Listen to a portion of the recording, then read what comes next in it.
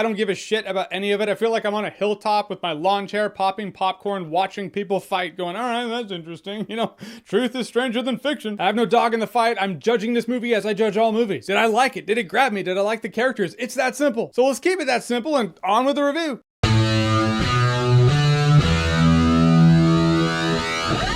Captain Marvel. So Captain Marvel is the newest film in the Marvel Cinematic Universe. It stars Brie Larson as Captain Marvel. She's a Kree, which pretty much, well, they don't explain too much about them. The Space Police. Think Green Lantern Corps without the rings. They have guns. That's how they came across in the movie anyway. They're hunting down Skrulls, which are aliens that shapeshift into people. Then Captain Marvel crashes on Earth. Some Skrulls crash on Earth, so she's on the hunt for them. Teams up with a younger Nick Fury, because it's the mid-90s, so let's unravel, let's pull at the threads of adventure. Olive Branch, what I liked about this movie, first of all, Ben Mendelsohn, he's the main Skrull. I might be saying this because I'm a Ben Mendelsohn fan. I always profess he's one of those actors where even if he's in a shitty movie, he's still the great part in the shitty movie. I like Ben Mendelsohn as the head Skrull. I actually like the Skrulls in general. By the end of this movie, I dug him. And Nick Fury, Samuel L. Jackson. I didn't expect him to have this much screen time. This is like a buddy cop movie, a buddy space cop movie, or a buddy space cop meets buddy agent. Point is, I love Samuel L. Jackson. I love him as Nick Fury, and I loved him in this movie. And when the movie started, like the first act, I liked Brie Larson as Captain Marvel. She actually had some personality. She's talking a little bit of shit when she's sparring with Jude Law. I like that. I was like, where was this in the trailers? If the trailers had shown this, it would have been way better. Then the movie goes on. It's like the longer Captain Marvel's on Earth. It's like Earth is personality kryptonite. She still has a couple of moments here and there. One with this little girl, and I was like, all right, that's sweet. I like that because that's what the movie is. The movie's made for little girls to be like, oh, I want to be like Captain Marvel. And the winks and nods. The movie relies really heavily on winks and nods. It's like, hey, look at this nostalgic stuff. Hey, you recognize this because it's the 90s. They cracked me up, but in the end, I think back, and that's really what makes the movie float for me. Because the movie, for me,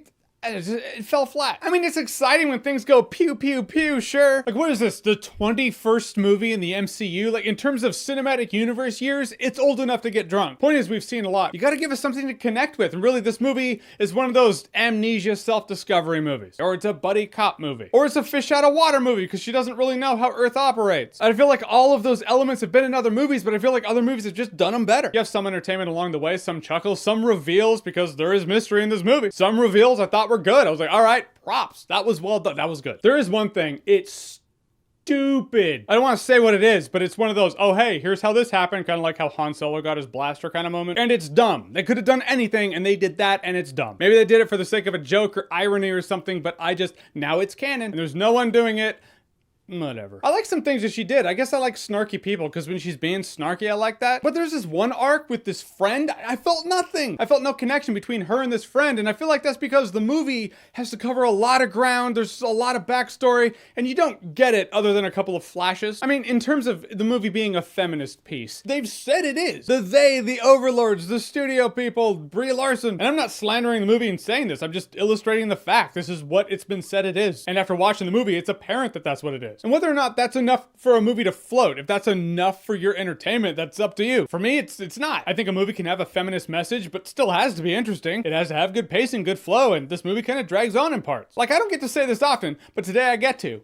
DC did it better. In fact, I would argue Gal Gadot as Wonder Woman was more charismatic than Brie Larson as Captain Marvel. I mean, Wonder Woman's like the feminist hero. Entertaining movie, and she was in fact powerful. I mean, I get chills and goosebumps in that scene where she's like in the field blocking all the bullets with the shield. The shit is awesome. Moments like that are most effective when the audience understands that the hero is vulnerable. Maybe not vulnerable to bullets, but maybe emotionally vulnerable. When you look at Wonder Woman had layers. She was powerful but vulnerable. She was confident but questioned at times. She's a human being, a relatable human being. Captain Marvel had no such relatability for me. She starts the movie as a stoic warrior lady, and she ends the movie as a stoic warrior lady who glows now. A couple times she does show something. She shows an emotion, but it's always behind this wall. I see that a lot in Hollywood. It's like filmmakers think in order to make someone look strong, you need to make them emotionless, and I just don't agree. This movie relies on what we've been told by people, and we've been told outside the movie that Captain Marvel is the most powerful MCU hero ever. But the movie never shows us anything to validate that. Like, did she take a dying star to the chest? I feel like that's the metric. That's what Thor did. That's pretty strong. By the end of this, I don't feel like she could take a dying star to the chest and live. I don't hate this movie. It's like,